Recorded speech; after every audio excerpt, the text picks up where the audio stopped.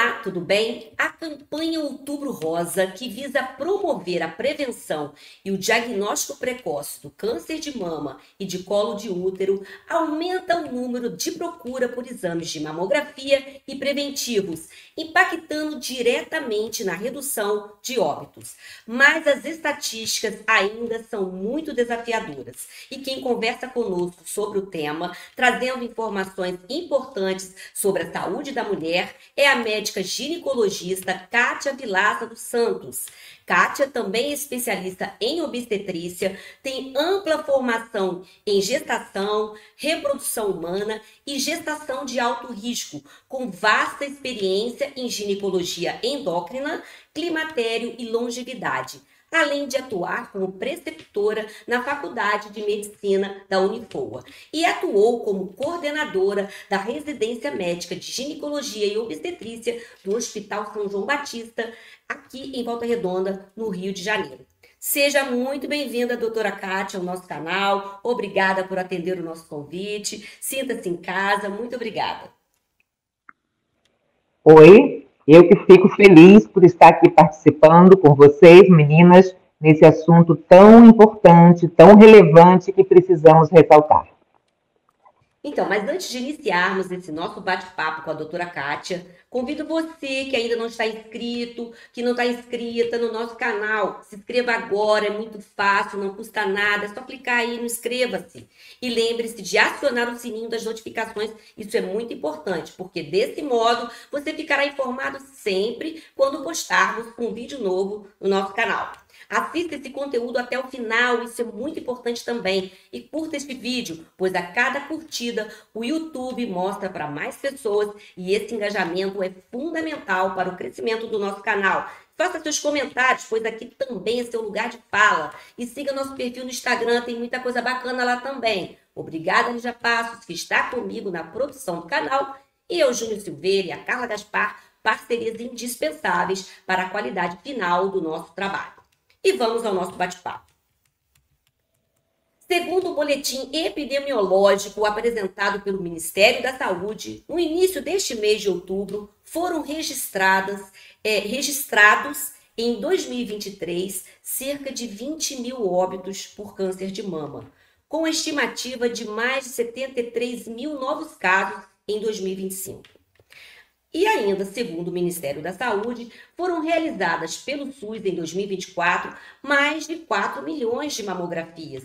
E o documento ainda aponta uma redução de mortalidade entre mulheres de 40 a 49 anos.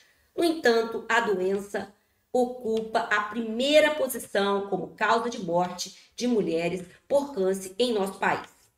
Então, doutora Kátia, as estatísticas desafiam os esforços voltados para a redução dos números de câncer de mama e dos óbitos em consequência da doença. Então, como que você avalia essa realidade? Que outros dados poderia nos apresentar, estatisticamente falando, né, do câncer de mama e também de colo de útero no Brasil, que são dados que poderiam, inclusive, ajudar a direcionar melhor as ações de prevenção, não é isso? Então, quais as idades mais acometidas, os índices de mortalidade? Então, fala pra gente um pouco desse panorama aí, dessa situação no nosso país. A realidade brasileira, assim como de todo mundo, deixa bem claro que uma das principais causas de mortalidade da mulher é o câncer de mama. A terceira causa é o câncer de colo do útero. Por essa razão, as autoridades de saúde, o Ministério da Saúde e as instituições de saúde de todo o mundo, especialmente do nosso país, se preocupam com a realização de campanhas como essas. Temos que entender que a mulher tem uma vida particularmente sobrecarregada. E essas campanhas que fazem com que ela tenha acesso aos serviços de saúde em horários diferenciados, em dias onde todo o sistema de saúde abre suas portas para receber essa professora, essa funcionária de uma indústria ou de qualquer trabalho que tenha dificuldade na sua carga horária de ajustar para que ela aceda a esse trabalho, faz com que nós entendamos que todas essas políticas de saúde estão voltadas a abrir espaços para essas dificuldades da nossa sociedade, da vida da mulher, que tanto tem dificuldades de dispor de horários. E a senhora teria algum dado que pudesse ressaltar em relação, por exemplo, à mortalidade, as idades que mais chamam a atenção com essa realidade triste? A senhora poderia destacar para a gente, doutora? Claro que sim. Abaixo de 35 anos, esse diagnóstico ele é menos incidente. Mas a idade bem intensa de diagnósticos é entre 49 e 69 anos. Aí o índice de mortalidade é muito alto e chega a em torno de 45% das mortalidades totais nessa faixa etária. Nossa, é um índice bem alto, né? Um índice, sim, bem alarmante, porque 45% é um índice muito. E com relação, por exemplo, isso poderia nos ajudar a direcionar melhor as políticas, as ações? Como que isso, porque assim, os dados são sempre importantes para isso, né, doutora? Para toda a sociedade, não só os serviços públicos, né, mas toda a sociedade direcionar melhor, né, essas ações, né? A atividade epidemiológica ela vai diretamente na busca disso, identificar quais seriam as áreas de atuação para transformar essa realidade, né? Então, por isso que a gente está vendo que como melhorar a atenção, inclusive estão tendo atividades em indústrias, em locais de trabalho, levando até a paciente, até a mulher nos seus locais de trabalho, o acesso ao exame, a realização da mamografia, a realização do preventivo, porque através dessa realidade exposta nos estudos epidemiológicos, se identifica que essa dificuldade da mulher se mobilizar para fazer os seus exames preventivos é um dos fatores principais para que ela não faça o seu diagnóstico oportuno ou precoce. É isso aí, doutora. E quais são os fatores de risco para a saúde feminina em relação ao câncer de mama e também em relação ao câncer de colo de útero? Quais as práticas devem ser adotadas além dessa procura pelo serviço de saúde, né? Quais as práticas devem ser adotadas que atuem de forma preventiva e precoce em relação a essas doenças? Você poderia falar um pouco sobre os sintomas e sinais de alerta e quando buscar o tratamento, né? Bem, a parte mais importante é o comportamento saudável da mulher. É a forma mais importante de você prevenir qualquer doença. Nós estamos falando de câncer de mama, câncer de colo do útero, mas um comportamento saudável. O que seria esse comportamento saudável? Sabemos que os hábitos nocivos, né, como álcool, tabaco, são diretamente ligados às pacientes que estão diagnosticadas com câncer de mama. Então, o uso de cigarro e álcool é um fator que, se exposto da realidade feminina, diminui o seu risco para essa doença. Então, por isso, as campanhas que o Ministério da Saúde faz, evitando o uso de álcool e tabaco, não só se relaciona com o câncer de mama, mas com todas as outras doenças. E o câncer de colo do útero, por coincidência, também da mesma forma, né? A alimentação saudável é importante, por isso que alimentos industrializados é também um fator de risco para o câncer de mama e câncer do colo do útero, coincidentemente. Atividade saudável, atividade física, também é um fator que previne as doenças e as suas comorbidades. Na realidade, o câncer do colo do útero tem fatores genéticos também que estão ligados à proteção da mama. A mulher que amamenta, ela, de certa forma, está diminuindo o seu risco para o câncer de mama. A mulher que tem gestações, que gesta, também diminui o risco do câncer de mama.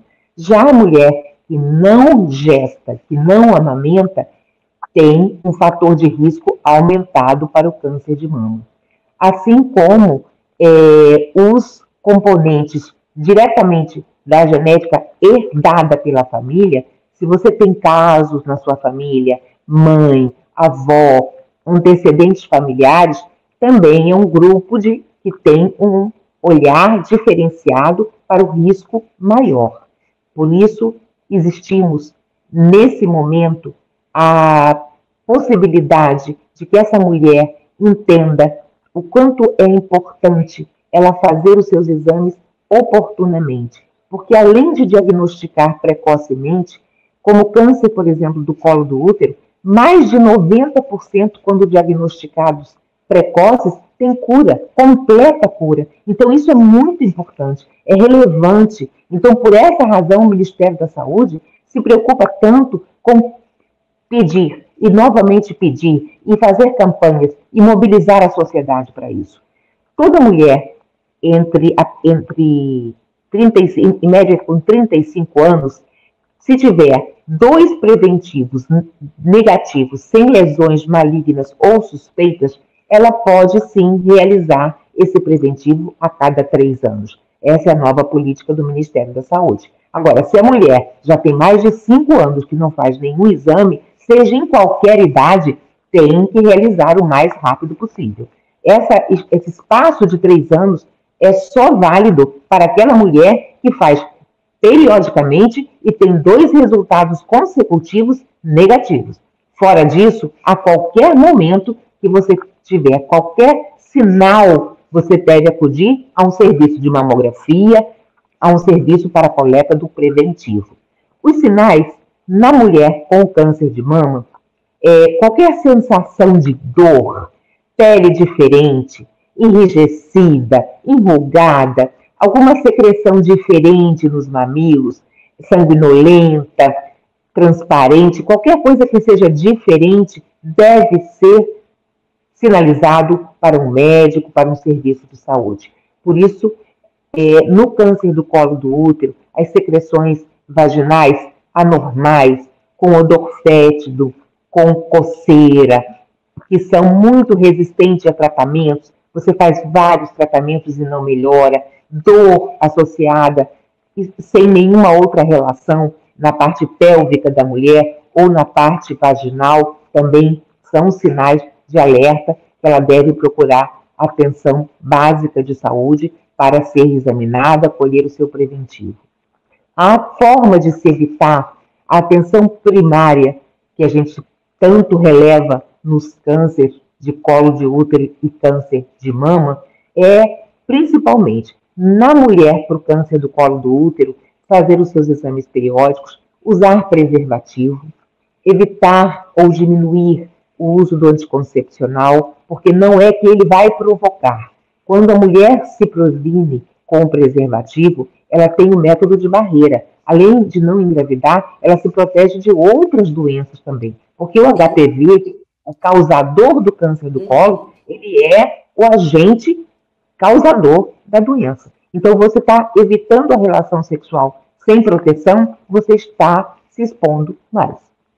Essa questão dessa prática de usar o preservativo é uma coisa que tem que voltar. Eu estou achando que a moçada de hoje, porque há um tempo atrás essa questão do HIV, e acho que a nossa geração tinha um pouco de mais preocupação. Hoje o povo está mais relaxado, então tem que incentivar isso aí, né, doutora? Incentivar a moçada a se proteger com o preservativo, não é isso? Né? Tem Exatamente. Que quebrar esse tabu que está hoje aí na galera. A moçadinha tem que voltar a usar o preservativo. Devem voltar a usar preservativo, assim como as mulheres de maior idade também, porque como a longevidade está na nossa realidade social, essas mulheres estão ativas sexualmente. Sim. E muitas vezes confiam que não vai acontecer com elas, e é sempre importante ressaltar. Não é porque você tem 50 anos, 55 anos, 60 anos, que você não tem que se proteger. Se não existe um relacionamento estável, é muito importante que você use o preservativo, tá? A necessidade dele é diretamente ligada à sua proteção. Não tem como discutir isso.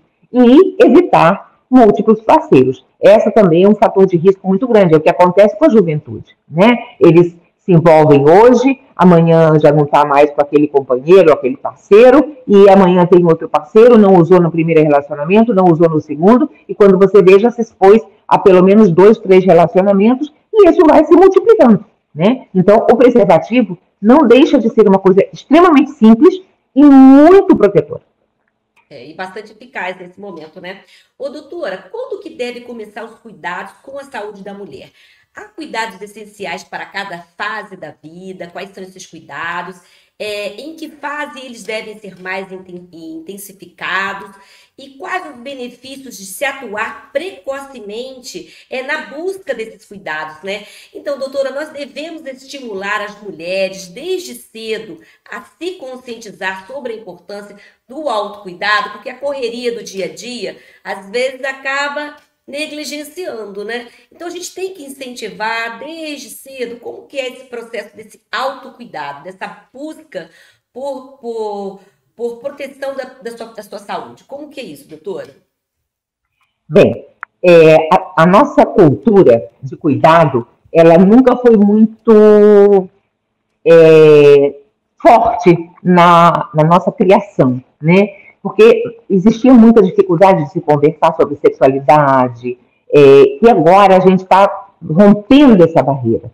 Mas, na realidade, o cuidado ele tem que vir desde a infância até a idade madura, a idade da menopausa. Então, a mulher ela tem que ser vista na sua integralidade. Quando eu intervenho numa jovem, uma adolescente, eu posso levar a ela informação que seja muito importante, porque se ela é informada na sua consulta, seja com o pediatra ou ebiatra, que é o médico dos adolescentes, que é importante ela fazer a vacina do HPV, olha que coisa importante eu estou fazendo para a vida dessa menina, que vai um dia chegar aos 45, aos 50 anos, e se podendo diminuir essa estatística de câncer de colo e câncer de mama. Então, a minha ação ela é contínua. É desde uma menina adolescente até a mulher madura. Em todos os momentos eu posso intervir. Além de que eu posso conversar com ela sobre hábitos saudáveis. Evite uso de droga, evite uso de álcool, evite uso de cigarro, faça esporte, se alimente bem. Alimentação saudável é muito protetora. Qualidade de vida, atividade física.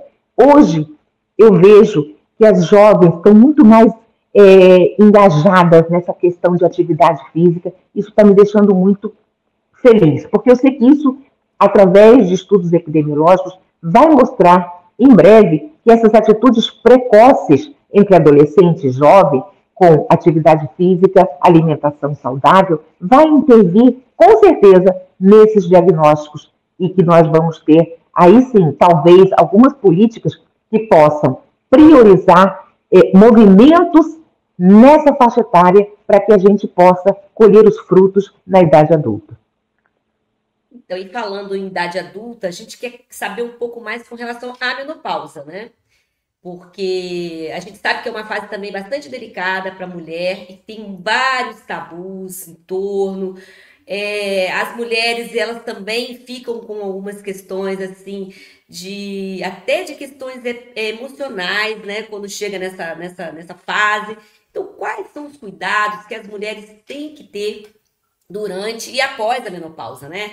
Quais são os principais sintomas, as vulnerabilidades que estão expostas nessa fase, como lidar com isso, quais os tratamentos disponíveis e quais os mais seguros, e como que a campanha Outubro Rosa pode também contribuir para os cuidados nessa etapa da vida da mulher, porque às vezes a mulher também chega na idade madura e também dá uma negligenciada, né? Então, como que é essa questão da menopausa, doutora? O importante, é muito, muito importante, que quando a mulher chegue ao médico, ao ginecologista, ao profissional de saúde que a atenda na unidade de saúde do seu bairro, ela seja enxergada de forma diferenciada.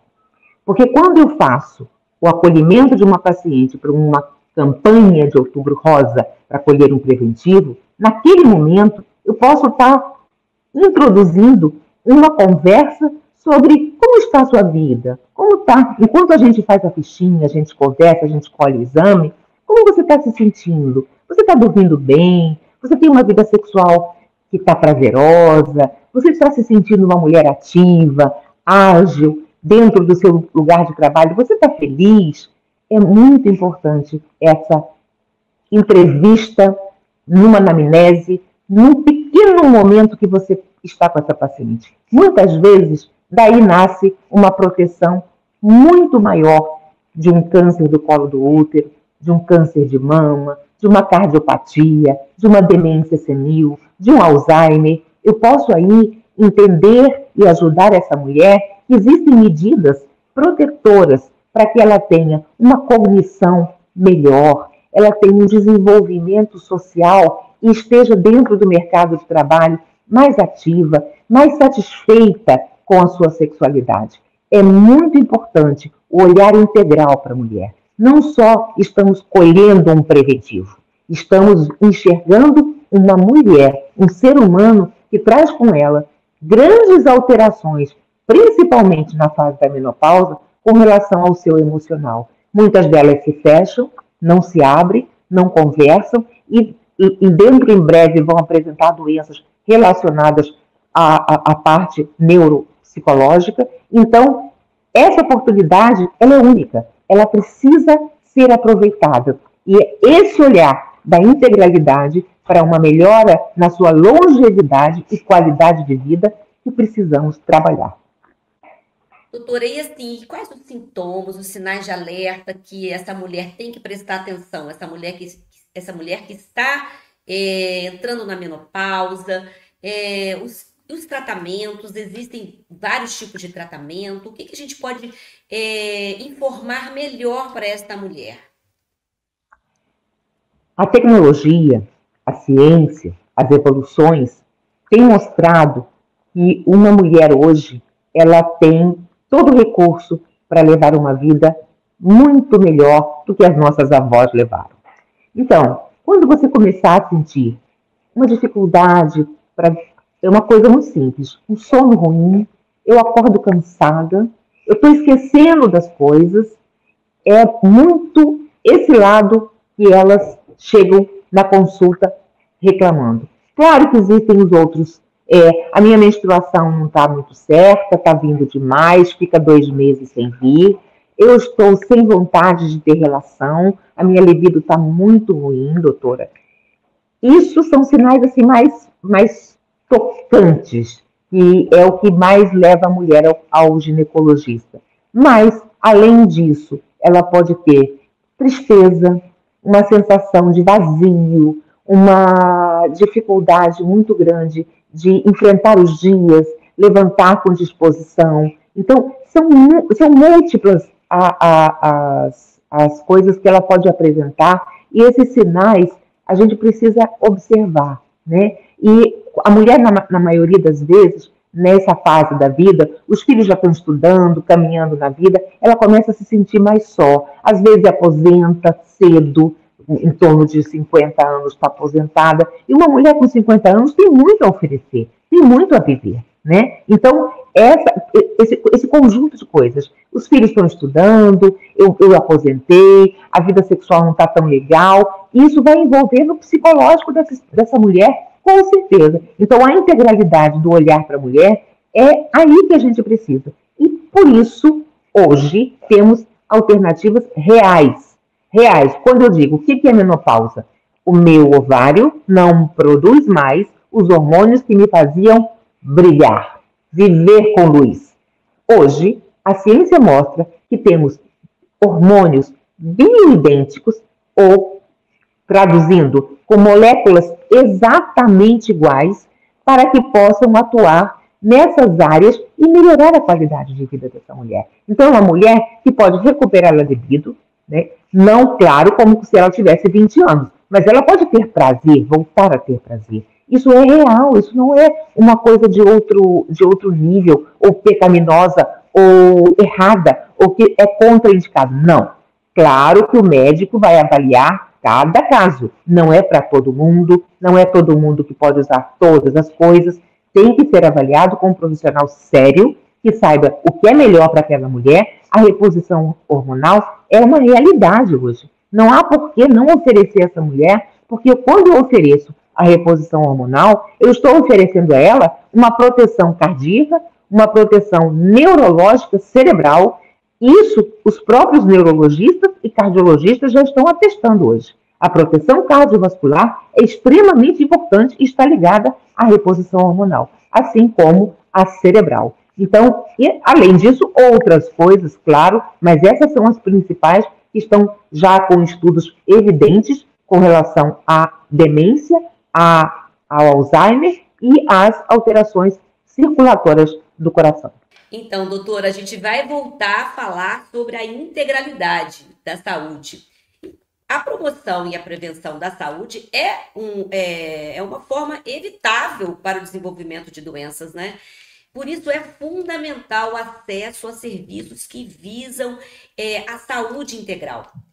E você já falou um pouco sobre isso, né? Sobre a importância da saúde, de se trabalhar ações direcionadas à saúde integral da mulher, né? Nessa integralidade, né? Então, o que é preciso, então, ser implementado para que a gente avance, para a gente dar um passo adiante nessa importância de se voltar e trabalhar a mulher na sua integralidade, né? Na sua saúde integral. Então, o que está faltando a gente ainda a fazer, a implementar, a desenvolver nesse sentido, doutora Kátia? A integralidade é muito importante, porque o ser humano ele é composto de diferentes áreas. Então, quando eu tenho uma mulher na minha frente, como ginecologista, para fazer um exame de rotina, eu não consigo apenas ver essa mulher no exame de rotina. Eu tenho que enxergar essa mulher, como eu posso ajudá-la para que ela possa evitar muitas doenças que eu sei que poderiam acometer essa pessoa, e eu tenho como oferecer a ela alguns instrumentos para que ela evite isso. Eu acho que, principalmente no que a gente tem avançado ultimamente, a questão da alimentação. Tem muitos estudos já avançados com relação à saúde do tubo digestivo, que, inclusive, já a parte neurológica já está provado que tem realmente proteção neurocerebral com alimentações saudáveis. Há também saúde ginecológica da mulher. Já existem estudos também bem substanciais que provam que a longevidade dessa mulher está diretamente ligada a isso. Então, políticas que estimulem a alimentação saudável, eu acho que não vai demorar muito que nós possamos implementar, mas eu não estou falando com a mulher já com 40 anos, não. A alimentação saudável é ali, na infância. É de lá que eu tenho que começar a fazer com que esse ser humano, mulher, quando fica adolescente, adulta, na gestação, ele tenha uma alimentação mais equilibrada. Porque é muito triste, como obstetra, você receber uma gestante com sobrepeso, porque ela teve uma infância onde ela não foi orientada a como alimentar-se. E essa atitude, ela reflete tanto nesse recém-nascido, nesse feto e nesse bebê que vai nascer, e na sua vida, na sua infância, porque já existem estatísticas que mostram que a obesidade na gestação leva a doenças a essa criança. Então, a raiz de tudo é na cultura, é na educação, é na formação. Então, essa integralidade a gente precisa enxergar. Quando eu pego uma paciente com 50 anos, eu posso ajudar. Não é que eu não tenha como ajudá-la. Eu preciso modificação de hábitos, porque quando eu falo de modificar hábitos, eu estou falando de proteger de doenças como câncer de mama, câncer de colo, evitar fumar, evitar uso de álcool, alimentações gordurosas, alimentos muito processados. Então, quando a paciente, em torno de 50 anos, ela chega a um consultório médico, ela precisa entender que mesmo com esses hábitos preciosos que nós trazemos da infância, da má alimentação, de uma cultura onde não éramos estimuladas a uma alimentação mais equilibrada, a gente pode mudar. Eu tenho pacientes que já fizeram esse movimento e que hoje se sentem muito bem, felizes por terem feito esse movimento, com mais disposição, com um sono melhor, porque elas começaram a entender que alimentação saudável, atividade física, é um dos mais importantes tratamentos para a menopausa. A reposição hormonal, ela é sim importante, mas antes que qualquer coisa, uma vida com atividade, com movimento e uma alimentação saudável garantem muito mais que o hormônio. Então, claro, se podemos juntar as três coisas, excelente. Mas se eu tiver que escolher, a escolha é atividade física e alimentação saudável. Complementamos com hormônio, mundo ideal, porque eu vou oferecer para o meu corpo que ele não produz mais. Então, vai ser muito bom. Então, a mulher tem essa capacidade. O nosso cérebro, ele é plástico. A gente pode se adaptar. Não é porque eu tenho 60 anos, eu não quero mais. Não, eu faço questão de fazer com que ela entenda que ela ainda tem potencial. Não podemos entender, olhar para uma mulher com 60 anos, 65 anos e dizer, não, eu não tenho mais nada para fazer por você. Não é verdade. A gente tem muita coisa para fazer. Vou dar uma pequena palhinha. Eu estou com 64 anos, eu passei por um câncer de mama há 4 anos, passei por tudo isso, radioterapia, quimioterapia. Nossa, doutora. Da mama direita, e hoje eu me sinto uma mulher completa. Por quê? Porque passar por tudo isso me fez entender essa realidade que é tão difícil para qualquer ginecologista. Claro, para as mulheres muito mais fácil, né? Mas para os homens é difícil. Como é estar do outro lado? Estar do outro lado, eu já tinha uma visão muito, muito global de uma mulher. Mas hoje eu entendo e me coloco no lugar e me dou como exemplo e consigo com isso motivar muitas mulheres que nunca tiveram um câncer, não têm cardiopatias, não têm pressão alta, não têm diabética, mas que simplesmente estão apagadas, sem vida, porque não encontram luz, não encontram vigor. E a gente precisa entender que essa vida, estamos aqui para isso, para contribuir, para somar, para ofertar esse movimento. É importante que a mulher se enxergue, se respeite e entenda que ela merece essa atitude dela mesma. Se ela não tomar essa atitude, talvez ninguém possa ajudar. Mas quando ela enxerga essa necessidade, esse movimento é muito fácil de ser tomado. Maravilhoso, doutora Kátia, maravilhosa também. A senhora está muito bem. Eu também estou chegando lá, tá? Esse mês eu estou fazendo 5,9. Também estou chegando lá e assim, com muitas expectativas. É isso aí, mulheres com muitas expectativas, né? A gente não pode apagar a nossa luz. A gente tem que realmente estar iluminada. E a senhora iluminou aqui o nosso papo, maravilhoso. Muito obrigada mesmo, doutora Kátia. Assim, a sua participação aqui no nosso canal, muito bom, gratidão. As suas informações, as suas orientações. Você está inspirando também as mulheres. Então, muito importante aqui, não só para a saúde física, mas para a saúde mental também. Que a gente sempre fala aqui muito da saúde mental também, nessa integralidade, não é, doutora? Muito obrigada.